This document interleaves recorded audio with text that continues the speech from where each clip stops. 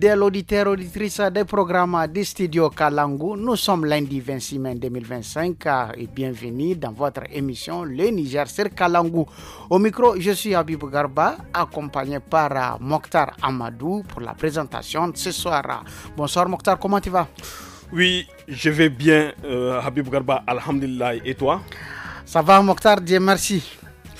Nos salutations à Seini Saka qui assure la technique et Adama Dawaki à l'édition. Alors Habib Garba, présente-nous le programme de ce soir. Mokhtar, aujourd'hui, comme toujours d'ailleurs sur votre émission préférée, le Niger sur Kalangu, c'est de la musique à 100% nigérienne pour faire plaisir à nos auditeurs et auditrices. Il y aura de l'entretien du jour avec Rabiou Souley, président des maraîchers de l'arrondissement 3 de Maradi. La rubrique justice, le reportage des régions qui nous amène dans le département d'Arlit.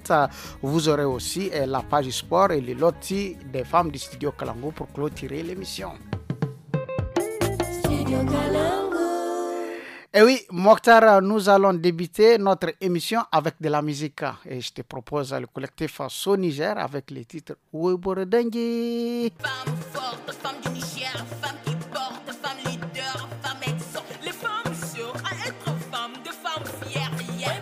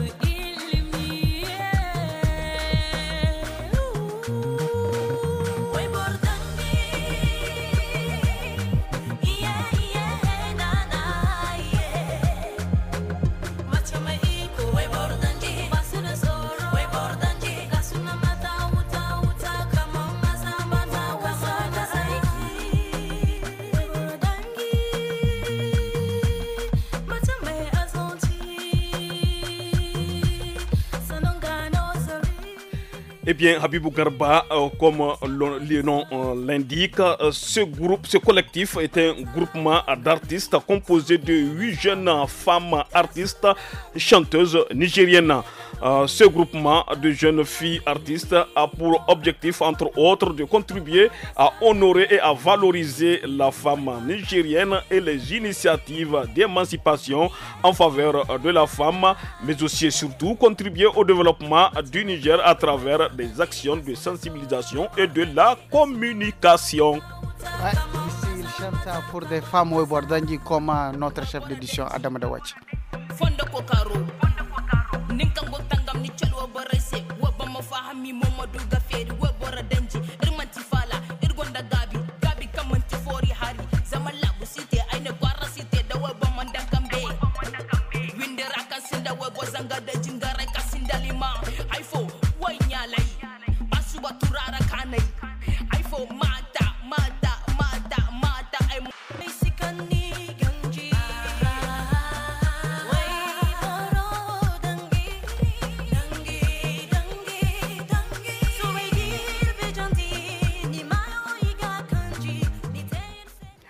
Oui, Mokhtar, on revient au studio après cette pause musicale pour suivre la première partie de l'entretien.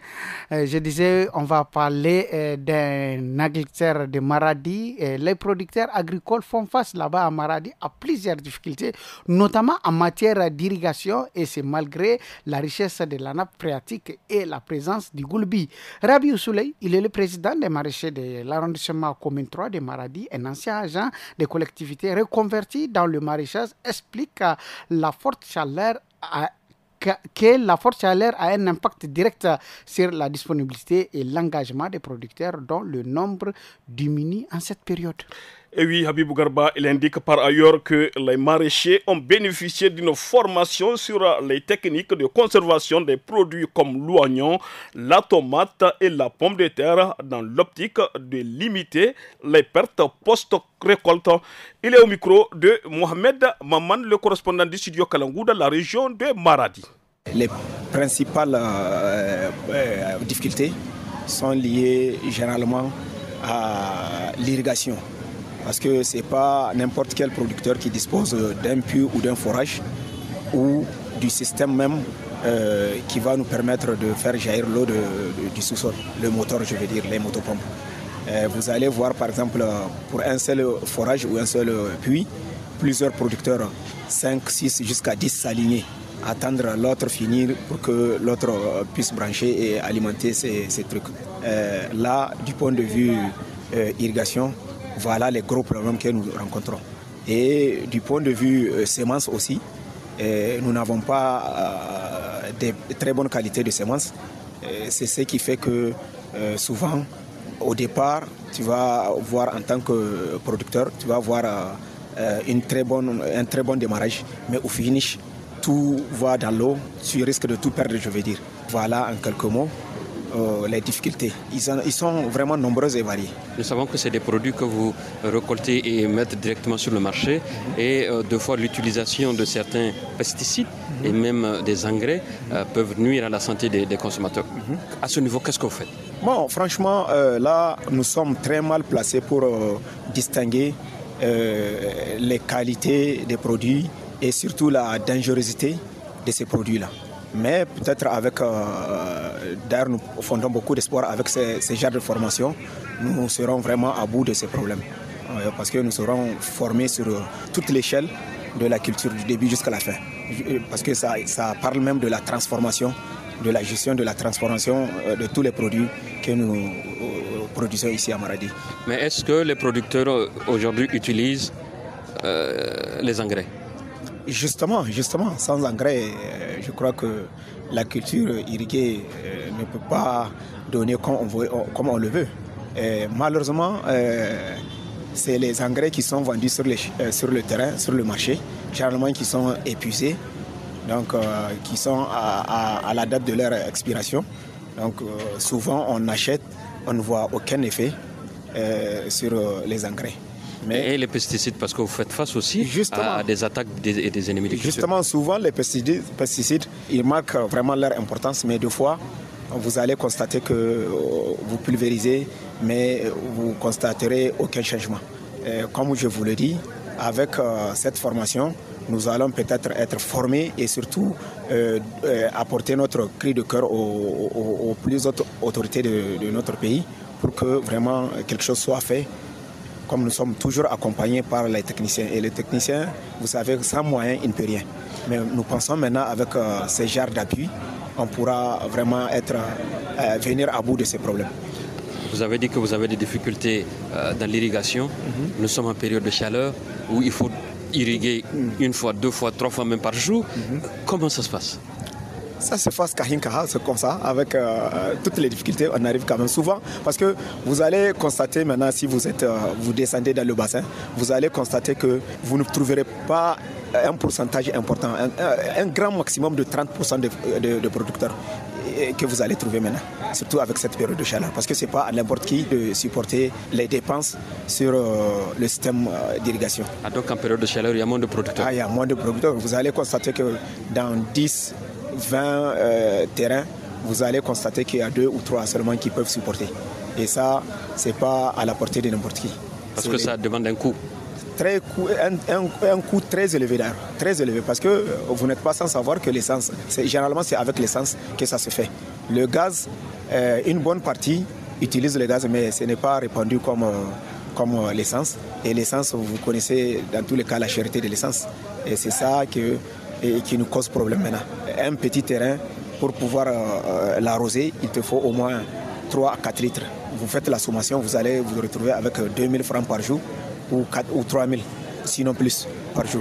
Et ce n'est pas vraiment quelque chose de supportable aux producteurs qui sont vraiment des plus démunis de la société.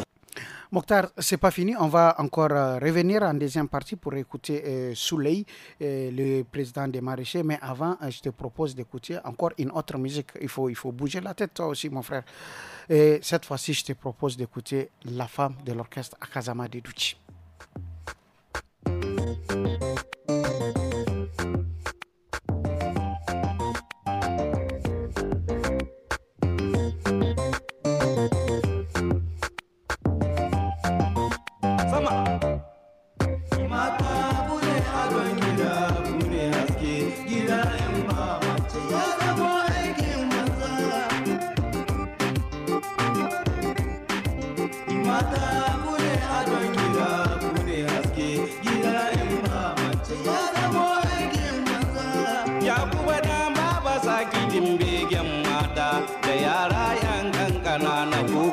Girma mata bune adon gida bune haske gida in ba mace ya zamo aikin maza mata su ne ga aiwadan su suna dawai su dauke ci turungume ci sai su yi mishi wanka su sanya mishi maki shi jiki shi yana tabshi ga wani da kwafilan shi daidai da jiki ne ya sa su yana kumbura abokai na kallo ashe yaro ba mutum ba sai in ya girma a koya mishi tarbiyyar da ke unwani ne mata bune adon gida bune haske gida in ma mace ya zamo aikin maza annabi kullum yabo ya kai bisa kan mata dan ya yabe Fatuma da Aisha mata dai mata bune adon gida bune haske gida in ma mace ya zamo mata su ne ga yin tuwo yau domin maza ga wata kyallishin kiɗa da bancan mai tabshi su kame kan yara sai su yi musu wanka suna aiki ba kaɗan ba kullum a cikin gida hakin nasu yana wurin maza har kuma kullum mata bune adon gida bune haske gida in ba mace ya zamo aikin maza mata na wurin maza har kuma kullum akin yaro na wurin uba ta yi da uba ne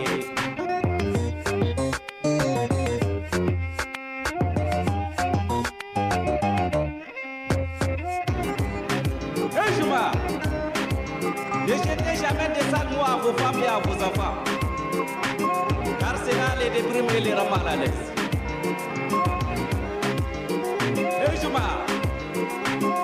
Celui qui aime sa femme et son enfant s'aime lui-même.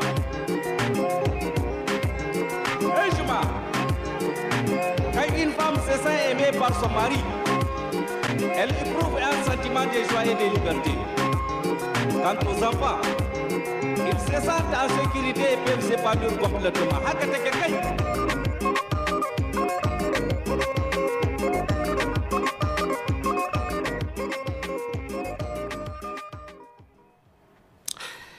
Retour à l'entretien dans cette deuxième partie. Rabiou Souley, président des maraîchers de l'arrondissement 3 de la ville de Maradi, souligne l'importance de la formation reçue sur la conservation des produits agricoles.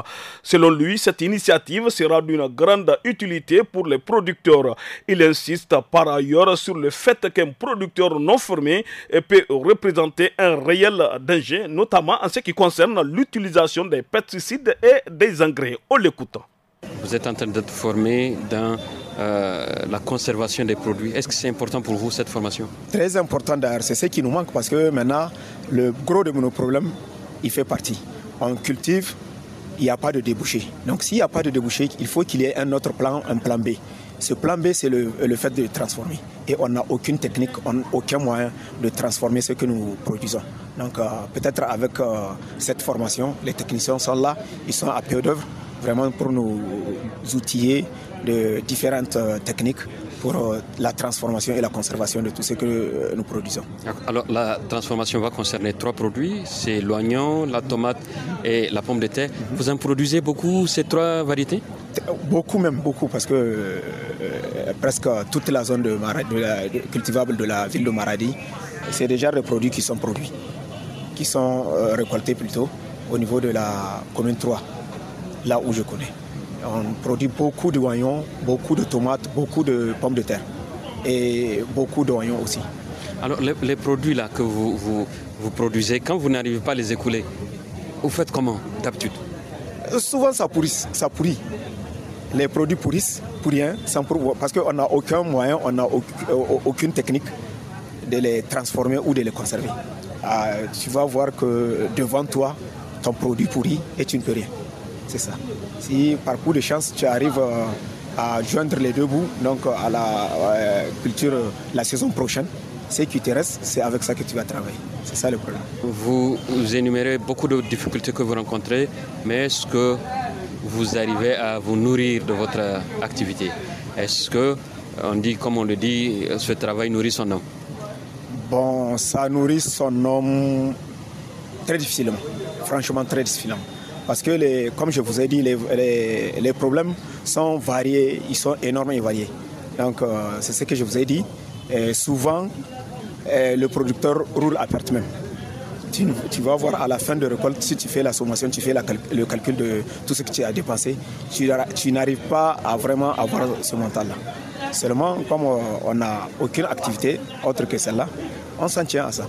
Alors, comment s'en sortir?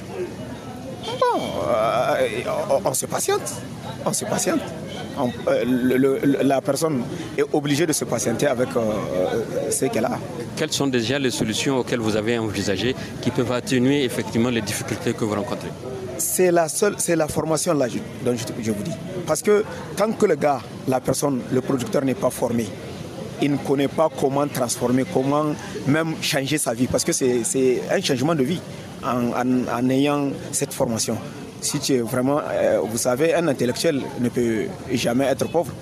Donc si on est outillé de cette formation-là, je pense qu'on sera à bout de toutes les difficultés dont je t'ai relatées. Le Niger se repose aujourd'hui sur les producteurs maraîchers avec cette indépendance alimentaire. Qu'est-ce qu'il vous faut pour effectivement répondre à cette demande? C'est vraiment l'appui de tout genre, un appui de tout genre, du point de vue financier, matériel et surtout dans le domaine de formation. Si vraiment le producteur arrive à avoir ces appuis-là, je crois que, comme je vous l'ai dit, la seule région de Maradi peut vraiment couvrir tout le Niger en termes de produits maraîchers. Ça, c'est clair. Tout le monde le sait. Je vous remercie. Merci beaucoup. Auditeurs et auditrices du Studio Kalangu, à partir de ce lundi 3 mars 2025, le programme de Studio Kalangu passera à 1 heure de diffusion de 17h à 18h. 1 heure de contenu riche et varié, 1 heure pendant laquelle vous aurez l'émission Le Niger sur Kalangu, des informations en 5 langues, un magazine hebdomadaire, un forum hebdomadaire, l'émission des jeunes tous à la fada les dimanches et un documentaire radio mensuel les samedis. Studio Kalangu au rythme du Niger. Oui, chers auditeurs et auditrices, vous savez, c'est lundi et c'est l'heure de la rubrique justice de votre émission Le Niger sur Kalangu. En matière civile coutumière, pour régler les conflits à l'amiable, plusieurs modes de règlement des conflits sont utilisés par des acteurs étatiques non juridictionnels et par des acteurs non étatiques et non juridictionnels qui sont la conciliation et la médiation.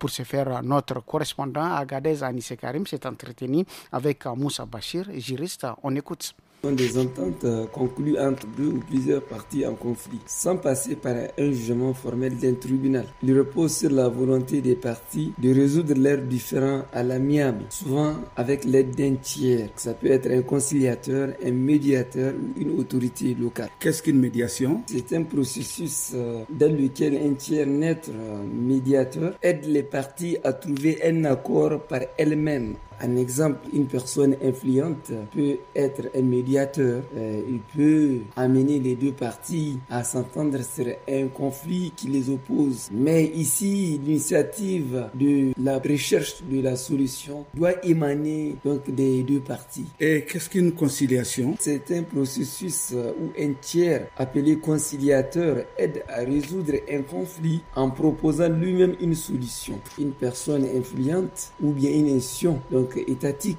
non juridictionnelle ou bien un acteur non étatique et non juridictionnel, peut-être une autorité coutumière, peut servir de conciliateur. Mais là, le conciliateur, lui, il propose une solution aux deux parties. Si les deux parties sont d'accord sur la proposition faite par le conciliateur, elle devient une décision entre eux parce que la solution est cherchée. Mais l'une des parties peut toutefois contester si elle n'est pas d'accord. Maintenant, au moment où les deux parties sont d'accord sur cette conciliation, le conciliateur avec les parties peuvent toujours aller devant le juge compétent pour que cette décision de conciliation soit homologuée par un juge. Là, elle peut devenir incontestable donc, parce qu'elle devient une décision de justice. Pour la contester, il va falloir y faire un appel de la décision. Quelles sont les institutions étatiques non juridictionnelles habilitées à régler les conflits sur la base de ces modes de règlement? Nous avons la Haute Autorité à la conciliation de la paix, qui est une autorité administrative indépendante. Nous avons l'ANAJ, qui est une agence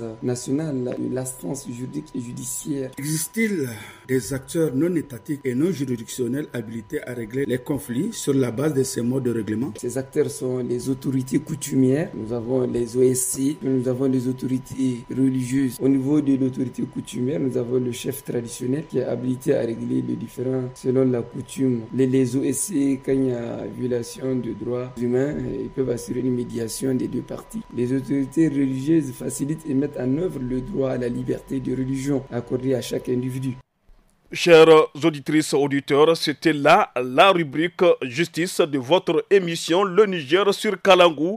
Et à présent, à l'écho des régions qui nous amène à Arlit, le département d'Arlit, dans le nord de la région d'Agadez, est une zone pastorale par excellence. Cette activité se pratique tant dans la zone rurale que dans la zone urbaine. Comment se porte la santé animale dans le département d'Arlit? Gungu Mohamed Dantani s'est entretenu avec Cheibou Ardika, directeur départemental de l'élevage d'Arlit. Actuellement, dans le département d'Arlit, se porte à merveille. À l'heure actuelle, nous n'avons pas enregistré en tout cas de maladies, mais on enregistre ces derniers temps un peu des déclarations des affections respiratoires et des affections digestives qui sont prises en charge par les interventions des agents sur le terrain. À combien on peut estimer le nombre de têtes de bétail dans le département d'Arlit? Le nombre de têtes de bétail dans le département d'Arlit, c'est autour de 200 000 têtes de petits ruminants, 2500 têtes de bovins, un nombre important de camélins. Donc c'est principalement des petits ruminants qui dominent le chapitre du département d'Arlit. Est-ce qu'il y a des actions que vous avez menées au niveau du département pour la santé animale? Oui, il y a des actions qui sont menées et qui sont même actuellement en cours. La campagne de vaccination gratuite du cheptel contre la peste des petits ruminants, la péripneumonie contagieuse bovine et la pasteurellose caméline. Il y a eu une phase depuis le mois de janvier. Nous avons sillonné les quartiers et les hameaux du département et actuellement nous avons des équipes qui sont dans les communes rurales de Gougram et de Danet et qui sont en train de mettre en œuvre cette campagne de vaccination gratuite et du déparasitage aussi. Par rapport à l'alimentation du bétail, est-ce que vous avez des dispositions qui ont été prises pour aider les éleveurs? Par rapport à l'alimentation, actuellement au niveau du département, on n'a aucun stock en aliments bétail, mais ça fait un bout de temps que la région organise une vente à prix modéré des aliments composés qui étaient disponibilisés au niveau de la région et que tous les départements de la région s'approvisionnent à partir de ce stock-là. Faites-nous un peu le bilan des activités de vaccination menées dans le département d'Arlit sur le cheptel. En termes de vaccination, nous avons au niveau de la commune urbaine d'Arlit, nous avons eu 16 144 petits ruminants vaccinés contre la peste des petits ruminants et 97 gros ruminants, étant entendu que la commune urbaine d'Arlit, c'est pratiquement des animaux d'embouche. Et au niveau de la commune, des communes rurales de Gougram et de Danat, dont la vaccination est actuellement en cours, mais nous avons à l'heure actuelle 36 177 petits ruminants et 387 gros ruminants vaccinés. Et il faut noter aussi qu'il y a le déparasitage avec albendazole 300 et albendazole 2500 pour les gros ruminants.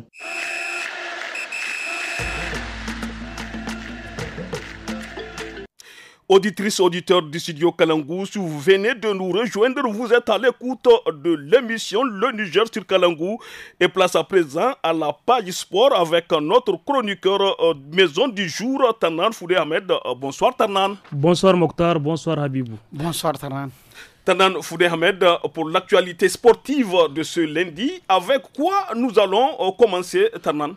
Nous allons débuter avec cette actualité sportive qui concerne le football féminin et nous irons à Dosso où la préfecture, en collaboration avec l'association régionale de football, a organisé un tournoi de football dénommé Coupe de la préfète de Dosso.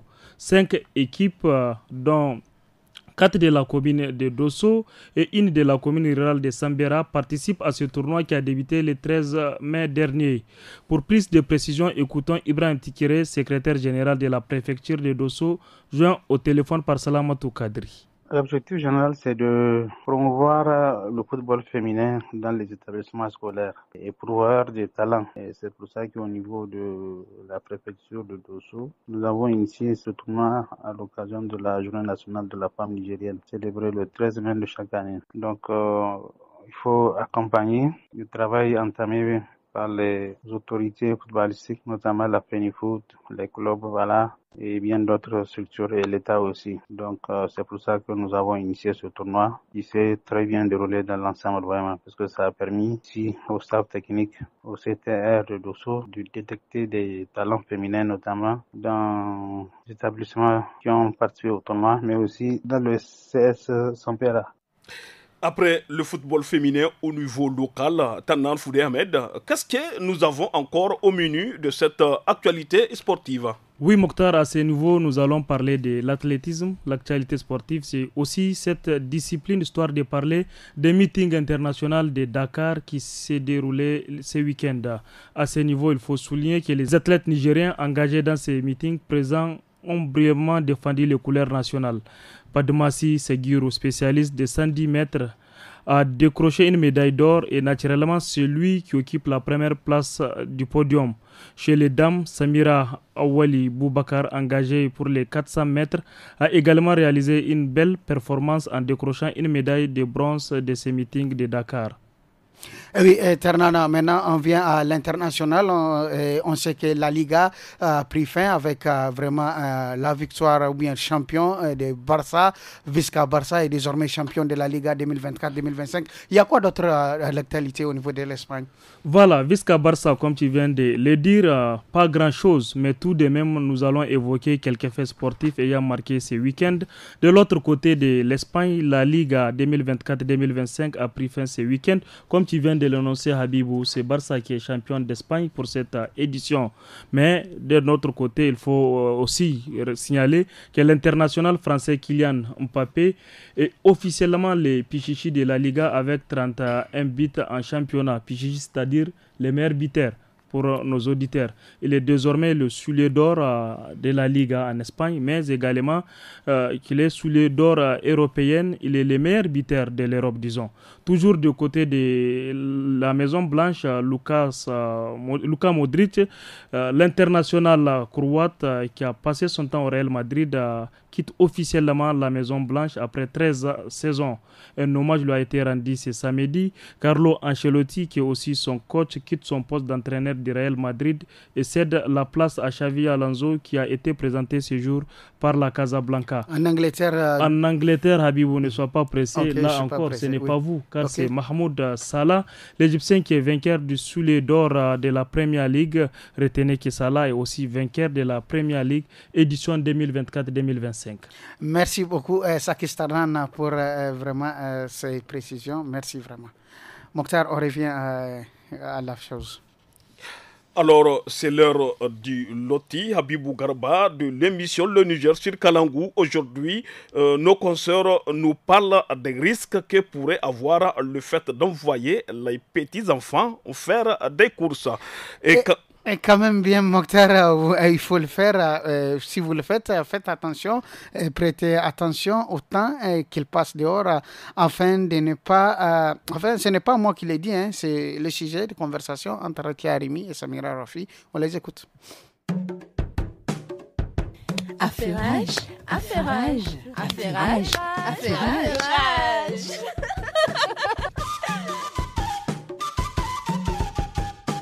Oh mon Dieu, qu'est-ce que je vais devenir?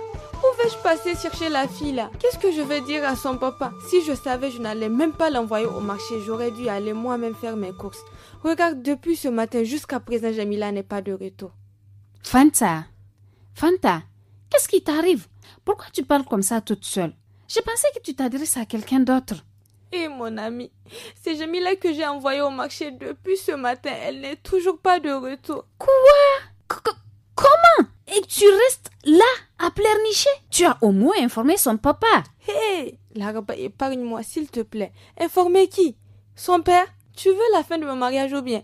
Si par hasard j'informe son père, lui qui m'a dit de ne plus envoyer ses enfants seuls au marché, comment pourrais-je l'approcher sur cette question? Fanta, c'est une situation qui est là. Comment ne pas informer son père? Que Dieu nous en garde. Et si quelque chose lui arrive, que vas-tu faire? Tu vas continuer à lui cacher? Hey, appelle vite son père. Entre-temps, essaye aussi avec ses copines. Tu as des contacts, j'espère. Oui, prends le téléphone, tu verras tous les noms qui commencent par Ami. C'est pour ses amis. Je vais encore vérifier à la porte si elle est en train de venir. Laisse, je vais vérifier si elle n'est pas chez une d'entre elles. Mon amie, wallahi, elle n'est pas là. J'ai même demandé à ses copines du quartier. Elles l'ont aperçue depuis ce matin leur disant qu'elle va chez son amie pour l'accompagner faire les courses au marché. Ah, voilà une piste. Parmi ses amies, qui sont celles qui habitent dans les quartiers? J'en connais une qui est dans le 3e virage là, juste là-bas. C'est l'amie si. Allons voir chez elle. Espérons qu'elles sont là-bas. Ok, allons-y. Assalamu alaikum. Assalamu alaikum. Ah, te voilà enfin. Donc tu as entendu ma voix et tu es sorti subitement. C'est quoi ces manières? Depuis ce matin qu'on t'a envoyé, c'est maintenant que tu reviens et ça aussi il faut qu'on te charge. Tu te rends compte de ce que tu as fait et tu nous as mis dans l'embarras. Ta pauvre maman malade, elle a failli piquer une crise de tension. Haba. Pardon Tanti, Wallah je n'ai pas fait ça exprès. On a fini les courses depuis ce matin. Mais c'est mon ami qui n'a pas trouvé l'uniforme à temps. Et c'est ça qui a fait que nous avons fait plusieurs machines. C'est au marché d'Entela qu'on a pu trouver l'uniforme. Vraiment, toutes mes excuses. J'aurais dû vous appeler pour vous informer. Vraiment, c'est ça que tu devrais faire. Désormais, si toutefois tu te retrouves dans des situations pareilles, le mieux c'est d'informer sur le champ, même si tu dois prendre le téléphone de ton ami. Inch'Allah, Tanti. Moi-même, ça m'a échappé. Je ne manquerai pas la prochaine fois. Vraiment, Tanti, pardonnez-moi s'il vous plaît. Vraiment, la fille a failli me tuer. Avec tous ces enlèvements, ces disparitions d'enfants, Dieu est grand. Plein de choses me sont venues à l'esprit. Comme l'a dit ta tante Laraba, tu dois faire très attention. Chaque fois que tu te retrouves dans une situation pareille, le mieux c'est d'informer. Comme ça, nous ne serons pas paniqués. Ces derniers temps, il y a vraiment de quoi s'inquiéter. Le monde est devenu ce qu'il est. Les gens sont capables de tout pour se procurer de l'argent. Ils vont jusqu'à faire des trafics d'êtres humains. Tu ne sais même pas. Rien que la semaine passée, des hommes ont voulu enlever la fille de la voisine et son amie. En partance pour l'école, heureusement que la petite a crié au secours et les deux individus ont pris la fuite. C'est pour cette raison, à chaque fois que je trouve un temps libre ou bien aux heures de dîner, je profite pour attirer leur attention. Primo, ne jamais accepter un cadeau venant de quelqu'un que vous ne connaissez pas. De ne jamais accepter l'invitation d'un copain, que ça soit chez lui ou bien chez quelqu'un d'autre. Faut jamais se hasarder à aller chez lui. Au contraire, c'est à lui de venir te rendre visite. Dieu est grand. Wallahi, tu as parfaitement raison. Nous, parents, on doit redoubler de vigilance. Il faut toujours rappeler aux enfants de faire très attention et de savoir où mettre les pieds. C'est l'unique solution pour le moment. Tu as vraiment raison, ma chère amie. Prudence avant tout. le bon Dieu nous protège et qu'il protège nos enfants. Amen ya Allah, ma chérie. J'espère que maintenant tu vas appeler son père. Ah oui, bien sûr, ça aussi. Oui, merci aux filles. Et les bonnes choses ne dire jamais. Les Hindadi Karewa, Kanita Loget Kangagban, fidèle auditeur, auditrice des programmes du studio Kalangu. Nous sommes à la fin de cette émission Le Niger sur Kalangu. Au micro, c'était Mokhtar Amadou et moi-même Habibou Garba. À la technique, nous avons Seini Saka et Adama Dawaki. À l'édition, à demain avec un autre numéro et avec un autre duo. Bye bye. Bye bye.